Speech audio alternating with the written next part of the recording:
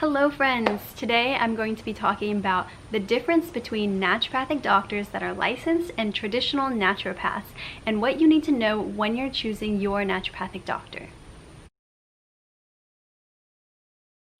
My name is Lily and this is Lily's Natural Life, where I talk all about naturopathic medicine, naturopathic medical school, veganism, and sustainability.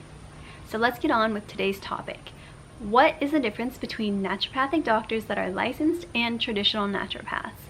Well, let's start off with the abbreviations for these credentials. There's an ND and then there's an MD. Now, licensed naturopathic doctors can use either one. It's really preference. One is just naturopathic doctor and the other is naturopathic medical doctor. It really doesn't matter which one you want to choose. They both mean the same thing because both are medical doctors. And I would like to point out that naturopathic doctors are real doctors. They can treat patients, and in some states they can even be primary care physicians. So now let's get into what can be kind of confusing in unlicensed states. So unlicensed states means that naturopathic doctors cannot be licensed doctors in that state. So a licensed naturopathic doctor would have to become licensed in another state to practice in an unlicensed state, but they would have more strict regulations and restrictions if they're practicing in an unlicensed state.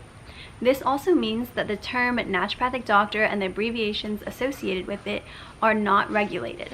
You may also see traditional naturopaths or naturopaths that have taken a certification course online to become a naturopath. You may see them use the naturopathic doctor term or ND abbreviation.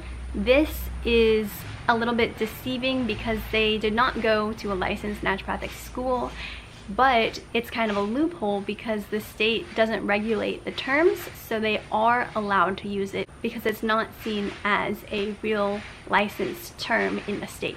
It is not to say that they are not knowledgeable and cannot help you. It's just to inform you about the differences in their education and their background.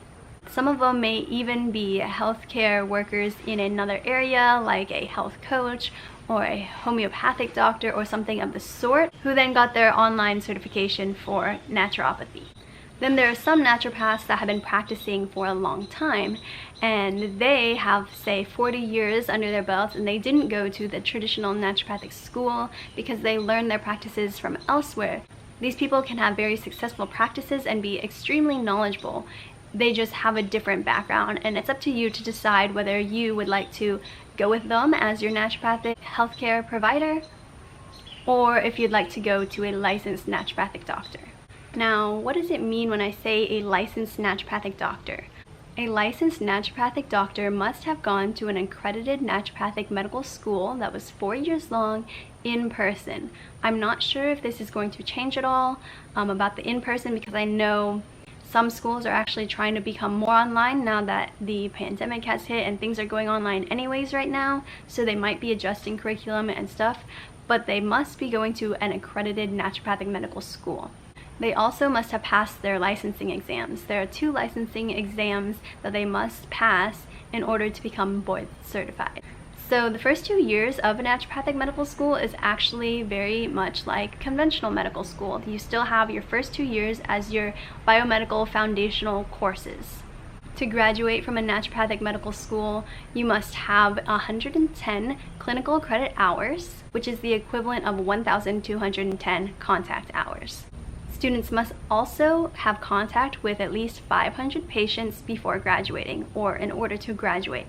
At SCNM, on average, students have contact with 650 patients. Now, for the online certification courses, I don't know a lot about them, but how are the students going to get the same amount and the same quality of education when your whole certificate is done online? Are they interacting with patients? Are they actually learning how to do every therapy that they should know if they're going to call themselves a naturopathic doctor? I have heard that they may need to get in with a holistic healthcare oriented office and they can do hours like that. I'm really not sure of the specifics. I don't think all programs would even offer that for online, and it can be difficult to find offices that will actually accept them to shadow and participate and train there.